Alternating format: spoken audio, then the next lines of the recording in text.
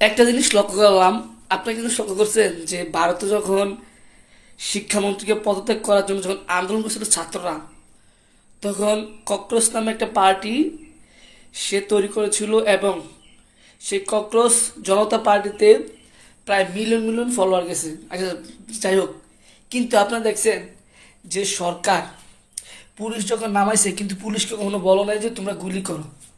Just পুলিশকে বলছে যে তোমরা লাঠি চার্জ করবা। পুলিশকে বলছে তোমরা লাঠি চার্জ করবা এবং তাদেরকে ভয় দেখাবা এবং টিয়ার গ্যাস মারবা, এইসব বলছে। কিন্তু বাংলাদেশের মতো স্বৈরাচার হাসিনার মতো যে কখনো বলে না যে তোমরা ফায়ার করবা। আপনারা দেখছেন যে ইন্ডিয়ার মধ্যে কোনো ছাত্রদল নামতে, কোনো দল নামতেছে, ছাত্রদল অন্যান্য কোনো দল নামতে দেখছেন না? দেখেন নাই। কারণ কি? কারণ সরকার এটা নিশ্চিত, সরকার জানে যদি বাংলাদেশের মতো তারা সেম এই কাজটা করে, যদি তারা গুলি করে এবং যদি তারা ছাত্র জনতা মানে ছাত্রদল যারা করে, অন্য দলে যারা যারা দলে অংশীদার আছে, যারা দলে লিপ্ত আছে, তারা যদি নামতো, তারা যদি অস্ত্র মস্ত্রে নামতো, তাহলে মোদির আজ গতি থাকতো না। শিক্ষামন্ত্রী পদত্যাগ হয়েছে, মোদি কিন্তু মোদির জায়গাতে আছে এবং সে লাইভে এসে সবার কাছে, সব ছাত্রদের কাছ থেকে সে ক্ষমা চাইছে।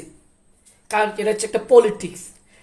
কিন্তু বাংলাদেশে যে স্বৈরাচার, যে কুখ্যাত যে শেখ হাসিনা, সে যদি সেম কাজটা করতো, যে তোমরা কোনো ছাত্রদেরকে গুলি করবা না, তাদেরকে হত্যা করবা না, যদি এই রায়টা দিত, তাহলে আমার মনে হয় শেখ হাসিনা দেশে থাকতে পারতো। তো ফ্রেন্ডস, যাই হোক, কথাটা এই জন্য বললাম যে আমি আমি যে রিলস অনেকগুলো ভিডিও দেখছি ইন্ডিয়ার, কিন্তু কোনো ভিডিওতে আমি দেখি নাই যে পুলিশরা কোনো ছাত্র জনতার উপরে নির্মমভাবে গুলি করতে আমি দেখি নাই।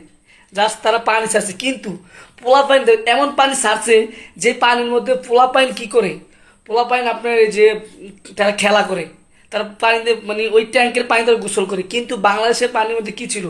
বাংলাদেশের ট্যাঙ্ক থেকে পানি যখন খেয়েছিল তখন কি ছিল?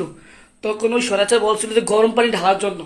অনেকে রয়েছে, অনেকের শরীর পুড়ে গেছে গা, গুলি করছে, কারো চোখ গেছে গা, হাত গেছে গা।